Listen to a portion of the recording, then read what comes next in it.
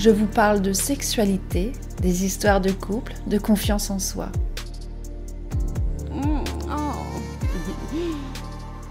La Voix d'Annie, un podcast pour les femmes et les hommes pour se réconcilier avec votre sexualité, l'apprivoiser, se l'approprier. Vous avez besoin de contact permanent avec votre partenaire quand il est absent, SMS, appels, mails. Vous évitez les désaccords qui peuvent être source de conflits. Vous avez peur de vous affirmer. Vous vous sentez abandonné quand votre conjoint est en déplacement. Prendre des décisions, c'est juste impossible sans l'avis de votre entourage et de votre partenaire. Bonjour, je m'appelle Annie Kérinck, je suis thérapeute en développement personnel et je suis formée à la sexothérapie. Après vous avoir parlé dans l'épisode numéro 3 des préliminaires, dans cet épisode, je vais vous parler de la dépendance affective. Vous avez été nombreux à vouloir que j'aborde ce sujet. Vous êtes peut-être connus dans ce que je viens de citer juste auparavant. Et si c'est le cas, vous réalisez que vous ou votre conjoint est plus ou moins dépendant de l'autre. Enfin de l'amour de l'autre. La dépendance affective est la cause de beaucoup de problématiques dans les couples que je reçois.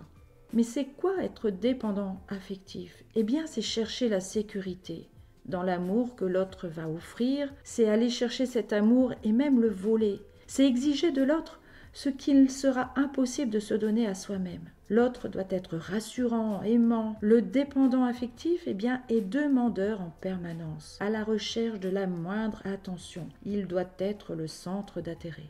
Il donne sans compter et espère recevoir à la hauteur de ce qu'il donne, en amour, en temps, en tâches ménagères, en charges parentales.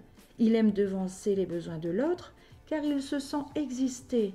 Vivre aux côtés du dépendant affectif est une charge émotionnelle éprouvante. Être dépendant affectif est très douloureux pour la personne elle-même et aussi pour la personne qui vit à ses côtés. Car la personne qui subit le comportement dépendant va s'isoler car elle va avoir besoin d'être mise en retrait pour reprendre son souffle. Elle va mettre de la distance dans la relation, ce qui va provoquer chez le dépendant un mal-être et c'est parti pour le cercle infernal. Quelles sont les solutions ? Eh bien, un accompagnement avec un thérapeute me semble urgent. D'ailleurs, quand les couples arrivent au cabinet avec cette problématique, ils me disent « c'est infernal, nous ne voulons plus de cette situation ». C'est très douloureux, c'est source de conflits en permanence et ça peut vite dégénérer dans la relation.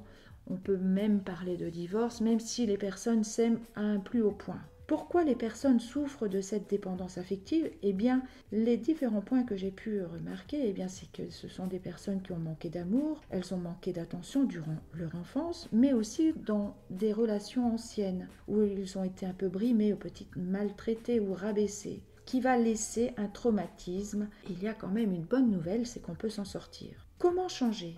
Eh bien, se recentrer sur soi en découvrant ses loisirs personnels. Ça sera le moment de savoir ce que vous aimez, ce pourquoi vous êtes fait.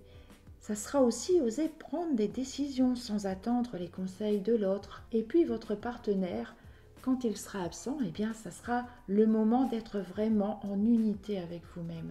Peut-être de prendre un bain avec des huiles essentielles, avec de la musique relaxante, de faire une marche en forêt, de pouvoir faire ce travail personnel qui va vous permettre d'aller vers la légèreté. Cela vous évitera de regarder toutes les 2 minutes le téléphone, les mails ou bien même d'envoyer des SMS. Prévoyez une soirée entre amis ou pour prendre un peu de temps à faire quelque chose de nouveau.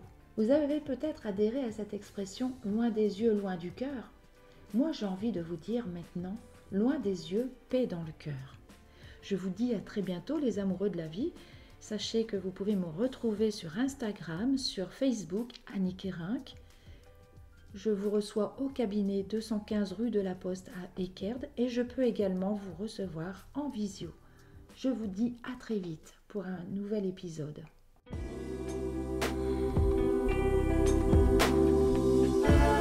La Voix d'Annie